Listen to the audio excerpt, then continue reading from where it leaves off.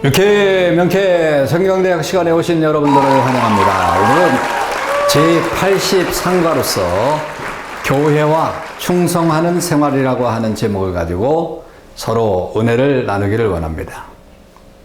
예수 믿고 성도가 되었다고 한다면 교회의 한 일원이 되었습니다. 교회의 한 일원이 되었다고 한다면 하나님 앞에 교회를 위해서 충성하는 그런 사람이 되어야 한다라고 하는 거죠. 우리가 잘 알고 있는 마태복음 25장의 내용, 우리 달란트 비유의 내용이 있지 않습니까? 우리의 일생생활과 예수님의 재림까지 교훈하는 비유로 되어 있습니다. 그러므로 이 말씀을 통해서 우리가 은혜를 받고 충성하는 여러분 되시기를 바랍니다. 그러면 첫 번째로 예수님께서 보시는 충성의 척도가 무엇인가?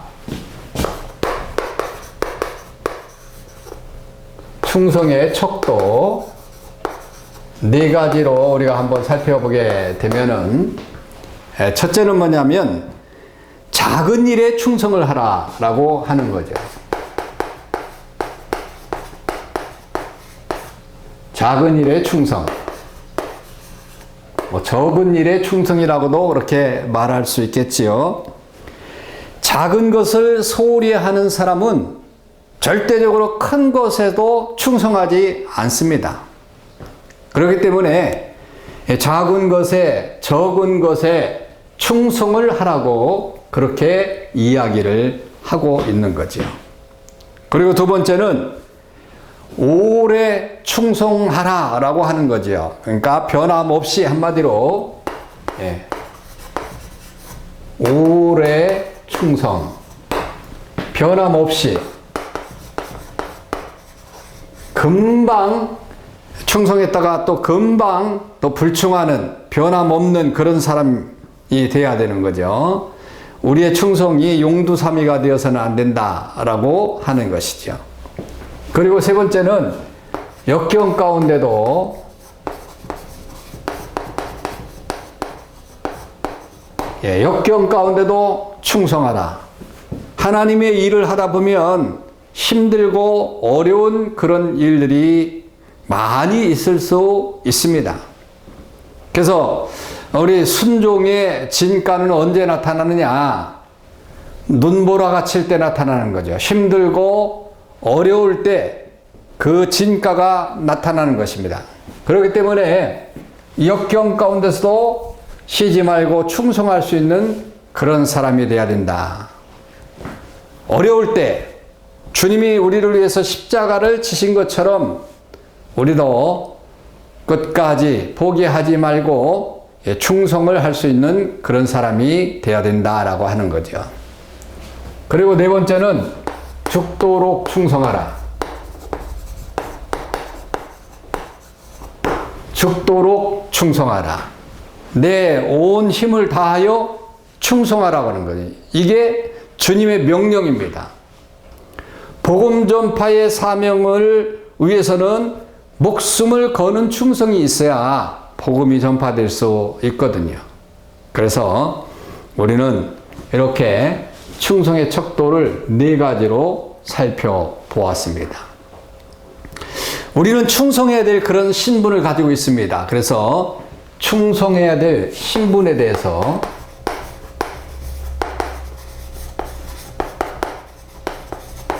우리는 충성해야 될 신분을 가지고 있는 사람들이기 때문에 어떤 신분으로 충성을 해야 되느냐?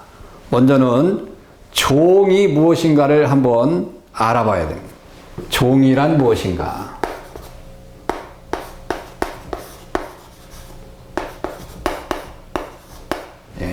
종이란 무엇인가? 청지기란 뜻도 있죠. 청지기라고 하는 그런 말도 하잖아요. 청지기. 청지기는 주인의 것을 맡아서 책임지고 일하는 자를 청지기라고 그렇게 말하잖아요. 요셉이 보디발의 집에서 종이면서도 그 집의 전 재산을 맡은 그런 청직이었습니다. 그런데 전 재산을 맡았다 할지라도 자기 것은 하나도 없는 거예요. 모든 것이 다 주인의 것입니다. 그렇기 때문에 청지기로서 그런 역할을 감당해야 되는 거지요. 사도 바울이 이야기한 종의 관념을 우리가 좀 볼 필요가 있어요. 바울의 관념을 우리가 한번 생각해 보면 금방 깨달을 수 있는데, 사도 바울은 예수 그리스도의 종이란 말을 많이 사용을 했습니다. 그 종이라는 것이 뭐예요? 한마디로 종은 노예라고 하는 뜻이죠. 노예.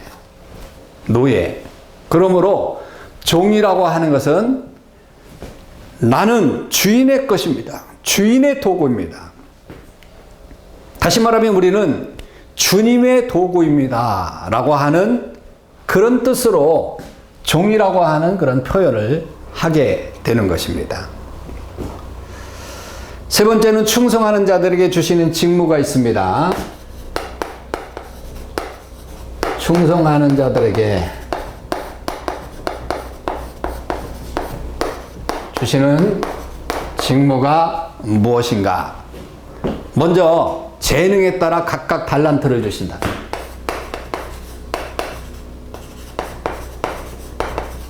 재능에 따라 사람마다 가지고 있는 그런 재능이 다르지 않습니까? 하나님은 우리에게 언제나 그 재능대로 무엇을 맡긴다. 재능이 각각 다르지요. 거기에 걸맞게 하나님은 일을 맡겨주신다라고 하는 거죠. 하나님이 우리에게 임무를 맡겨주셨기 때문에 내가 재능을 알고 있는 지식보다 하나님이 내게 내 재능에 맞는 일을 맡기고 있는 거죠. 내가 나에 대해서 아는 것보다 하나님은 더 잘 알고 계시는 분이기 때문에, 우리를 창조하신 분이기 때문에 너무도 잘 알고 있는 거죠. 그러므로 우리의 자세는 많은 것을 맡았다고 교만할 필요도 없고, 마음에 들지 않는다고 또 등한시해서도 절대적으로 안 됩니다. 그저 하나님이 주셨으니까 재능에 따라서 주셨기 때문에 우리가 할 수 있는 일은 뭡니까? 죽도록 충성하는 거죠. 죽도록 충성하는 길밖에 없는 것입니다. 계시록 2장 10절에서 그렇게 말하죠. 죽도록 충성하는 것이 뭔가? 죽음을 각오하고,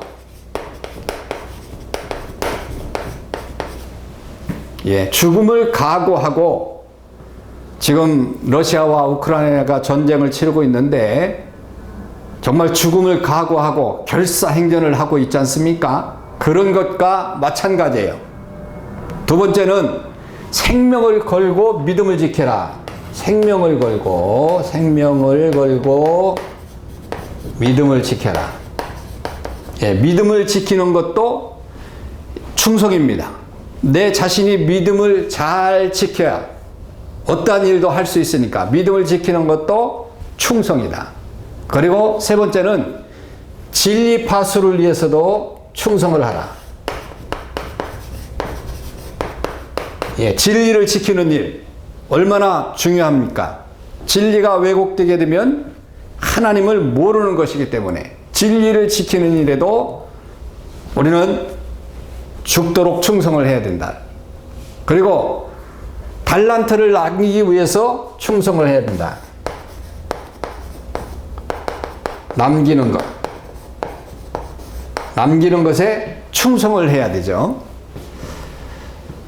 그러면 이제 달란트를 남기는 것에 충성하라고 했는데, 우리는 그 받은 달란트대로 주님 앞에 충성의 결산을 보고할 때가 있다라고 하는 거죠. 네 번째는 충성의 결산. 이게 중요한 겁니다. 천하의 만사의 때가 있으니 충성할 때나 봉사할 때가 분명히 있다라고 하는 거죠. 그리고 그 대가를 결산할 때가 있다라고 하는 거죠. 그래서 첫 번째로 우리가 생각할 것은 사명을 맡았던 자들의 결산 보고를 우리가 생각을 해봐야 돼요. 주님 앞에 그동안 충성의 결과를 보고하게 됩니다. 5달란트 받았던 자나 2달란트 받았던 자들은 열심히 일하고 충성한 대로 보고를 했어요. 그러니까 보고할 때가 있는 거죠. 보고. 네.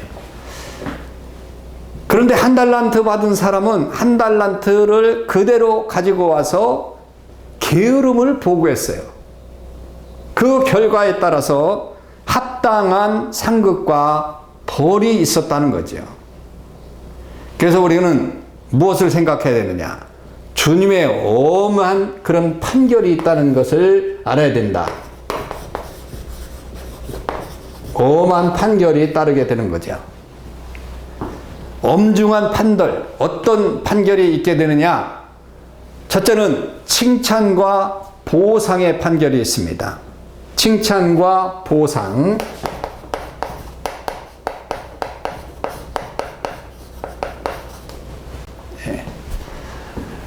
그러므로 우리는 정말 주님이 맡겨주신 그런 일에 즐거움으로 참여를 해야 됩니다. 칭찬과 보상을 인색함 없이 쏟아 부어 주시니까 우리는 열심히 작은 일이든 충성하는 그런 사람들이 될 때 하늘의 보상을 받을 수 있는 거죠. 예수님께서는 왜 작은 일에 충성하라고 했을까?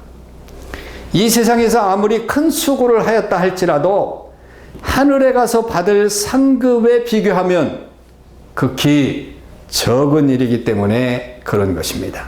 그렇기 때문에 정말 작은 일에 충성을 하면 하나님은 보상해 주신다라고 하는 거죠.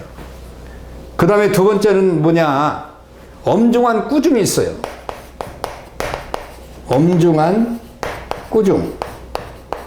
네, 엄중한 꾸중. 이 무익한 종을 바깥 어두운 데로 내어 쫓으라. 거기서 슬피 울며 이를 갈미 있으리라. 그렇게 이야기를 했습니다.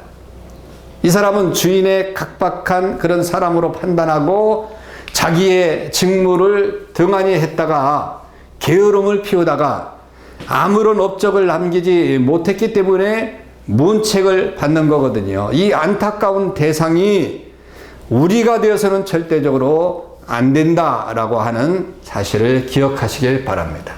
그래서 우리는 구원받은 하나님의 백성으로서 충성하는 그런 사람들 되시기를 바랍니다.